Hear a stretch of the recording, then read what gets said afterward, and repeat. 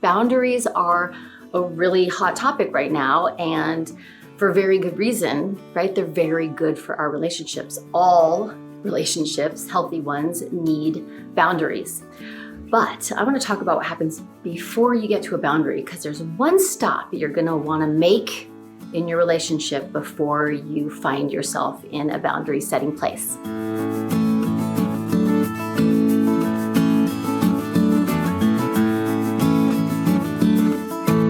I'm Stacy Rocklein, and it's my mission to eradicate loneliness, and especially in the relationships that we're in right now. We don't want to feel lonely in those. And one of the ways that we keep that from happening is by creating a circle of safety with boundaries. And inside there, it's me, it's you, it's what we consider acceptable behaviors. And then outside that circle is all the stuff that are off limits, behaviors we are not going to engage in. And inside that circle, there have to be room for people to express themselves and talk about their feelings. So it's not just all the good, happy stuff. There has to be some acceptable behavior for conflict conversation, but we know what's off limits. So as you're setting these boundaries, the first thing you want to do in almost every boundary setting situation is make a request. That's where you begin. Now, there are exceptions, of course. If something happened that was very serious and that can absolutely never happen again, going right to a boundary totally makes sense. But most of the time, a request is where you're going to want to start. You start by saying, hey, that thing that happened made me feel really uncomfortable or uneasy or really hurt my feelings or just felt gross. And I just want to make a request that you please don't do that again, or do something else instead, or whatever you're asking them to do. And the cool thing about this experience that you lose if you go right to a boundary is this is a trust building exercise. So you're like, I'm going to tell you a vulnerable thing about how I feel and ask that you do something different. And the other person gets to go, oh, okay. Sure, I will do that. And you don't even have to get to boundary setting, right? Now, when you ask somebody to do something, they have the right to say that they can or can't do it. And actually, we have to be really honest in our relationships. If someone's like, hey, I don't like the way this makes me feel, I need you to stop, blah, blah, blah. And you're like, that feels really out of integrity for me. I'm not going to be able to do that. You have some conversation to continue having about how you guys are going to make this work. Be honest with each other. But most of the time, we don't even know we're hurting the people that we love, or we certainly don't mean to. And we just need to be a little bit more careful. And when someone asks us, hey, can you not do that, please? Then we can go, oh, shoot, yes, I can definitely work on that, right? I've given this example before, but I'm a hand talker. So when I start having conflict, I like to point my fingers. And when Noel asked me to not do that, I'm like, oh, totally. I want to show up for you. I don't want to make you feel a certain way when we're having a conversation. And so I work at that. It can just be at the request level. And then every time somebody asks the other person to do something or not do something, and then they show up for each other, this is trust building.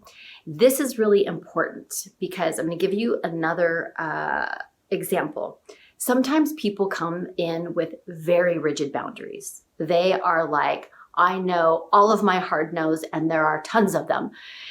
Now, this is not the person who just knows themselves really well and just has a very clear but open idea of what works for them. This is the person who has some trust issues and has some control issues. And what happens in that case is that they have had experiences in their past, maybe not even in this relationship, they could go way back, that showed them that it's not safe out there in the world unless they control all the circumstances around them, or it's not safe out in the world unless everybody's very clear about what they want.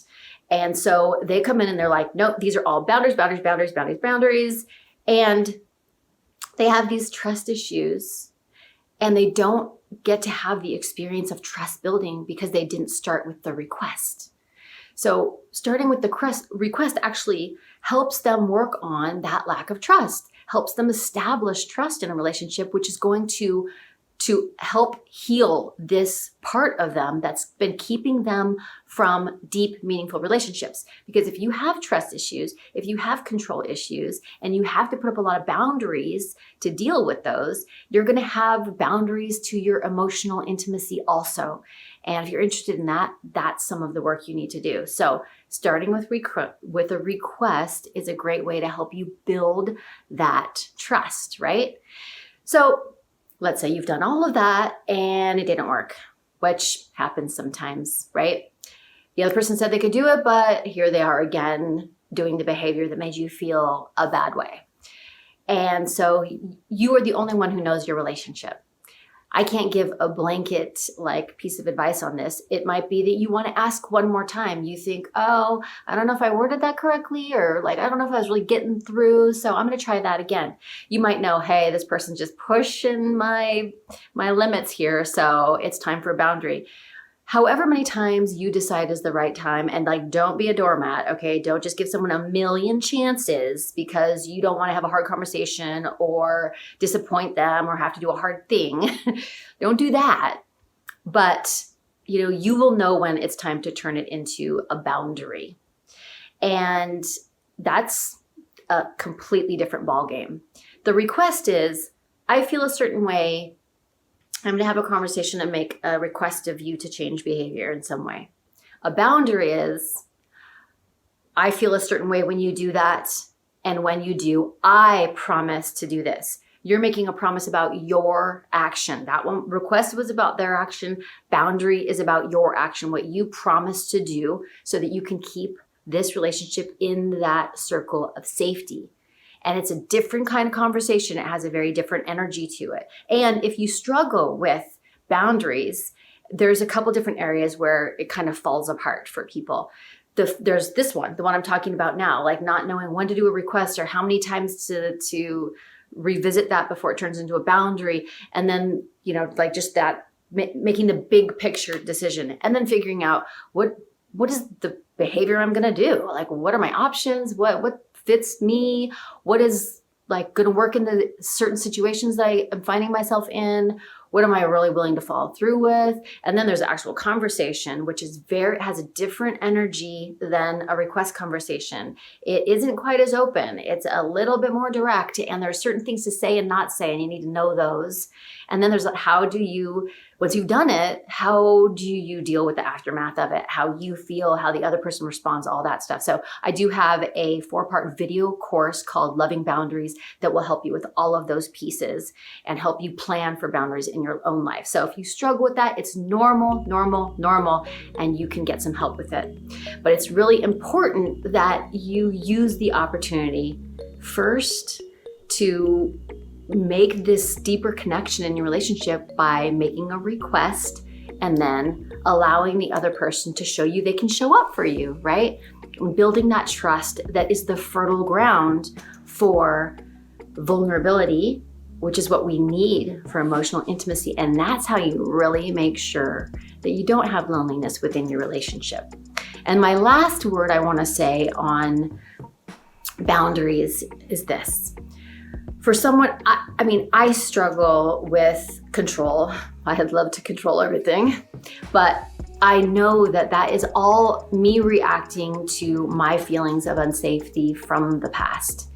And so when I come in with a rigid boundary no, I will never, blah, blah, blah, blah, blah. Sometimes it totally makes sense. It's just it's a no-brainer, right? You can imagine, I'm not going to put up with any kind of abuse, that kind of thing. But I have said some hardcore no's that later softened because I became more confident, or I became more courageous, or I became safer feeling in my relationships. And so those hardcore no's became yeses. And so watch yourself if you have a little bit of a tendency towards control or trust issues, and see where your hard no's might keep you from experiencing some magical things. And the more you kind of leave some space for that to evolve over time, the closer you may get to the people that you love. Okay, grab that course if you need help with boundaries, and consider making a request first next time so that you can continue to strengthen and deepen those relationships you care so much about. I'll see you next time.